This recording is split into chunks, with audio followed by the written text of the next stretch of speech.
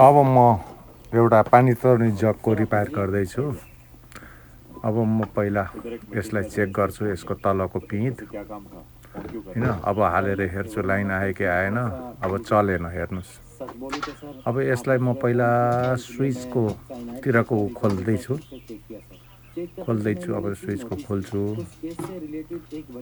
पेच कसले अलिकति काम गरेन। अब मैले फेरि यो पहिला यो पेज खोलौँ, अनि त्यसपछिको कुरा आउँछ। अनि अब ल मैले पेज निकालेँ। अब फेरि यसो हेरेको पहिला तलकै खोलो कि जस्तो पनि लागिरहेछ। के गर्ने, होस् तलको पिँधै खोल्छु, यसको बेसै खोल्छु पहिला। बेसबाट सबै थाहा भइहाल्छ नि। अनि स्विच बिग्रिया रहेछ भने स्विच फेरिदिउँला। अब बेस खोल्दाले यो 3टा पेज हुन्छ। यो 3टा पेज खोल्नुपर्छ। त्यो जसले नि बनाउन सकिन्छ घरमा। मैले चाहिँ सिरिज लाइनमा टेस्ट गरिरहेको छु। तपाईँहरूले मल्टिमिटर अथवा कुनै यस्तै मल्टिमिटर प्रयोग गर्नु होला। अब यसको बेसको त्यो कनेक्टर छ नि, लाइन कनेक्टरको पहिला म भोल्ट त्यसमा हेर्छु पावर आछ कि छैन। पहिला कोइल चेक गरेँ, कोइल ठिक छ। अब त्यो मेन फेजबाट उसमा लाइन आछ कि हेरेँ। कस्तो ढलेको, ठाउँ राम्रो छैन, साङ्ग्रो छ। म यस घुँडेरी च्यापेर गर्छु। अब न्युट्रल चेक गरेँ, न्युट्रल लाइन आछ। अब एकचोटि स्विच पनि चेक गर्छु।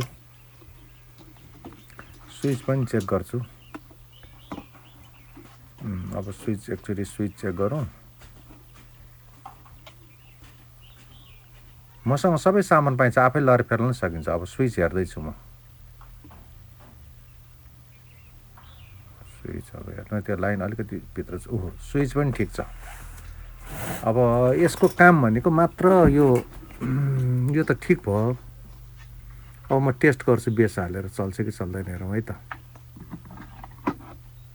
बेस हालेर चेक गरेँ। अब म स्विच थिच्छु। काम गरेँ बेस हालेर। अब तलको बेसको प्लेट हाल्दैछु। सायद त्यो बेसको प्लेट हाल्दाखेरि प्लेट अल्को भएर नछोको नि हुनसक्छ है। त्यो हुनसक्छ, बेसको प्लेटले नछोको नि हुनसक्छ। म गर्दैछु काम। अब म फिट गरिदिन्छु।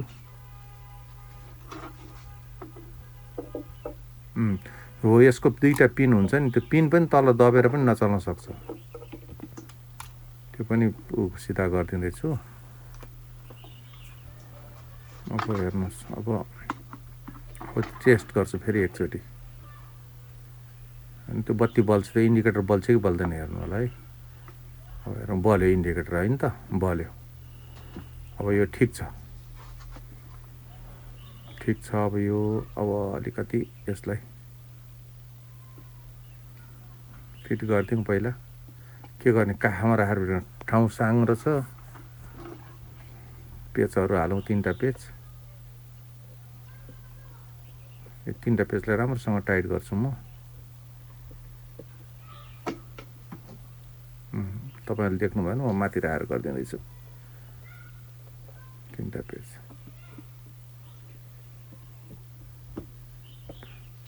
एउटा पेच कहाँ हरायो फेरि पेचै भेटिएन। लगाएँ पेच पनि। अब यता हेर्नु, त्यसको त्यो तलको बेसको त्यो प्लेट ठुलो भएर नछोएर चलेन फेरि। अब हेर्नु है त। अब यसलाई के गर्नु पर्ला भने ग्यारेन्डर ल्याएर घोडिदिनु पऱ्यो यसलाई। ग्यारेन्डरले अब म घोडिदिन्छु त्यो अलिअलि। त्यो नछोको कि अल्को भयो, छोएन।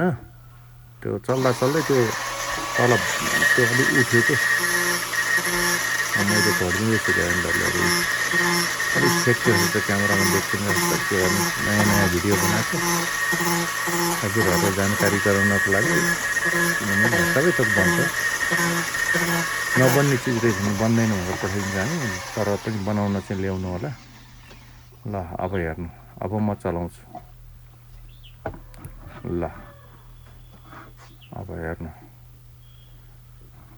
ल चल्यो है, चल्यो। अब ओके भयो, गुड।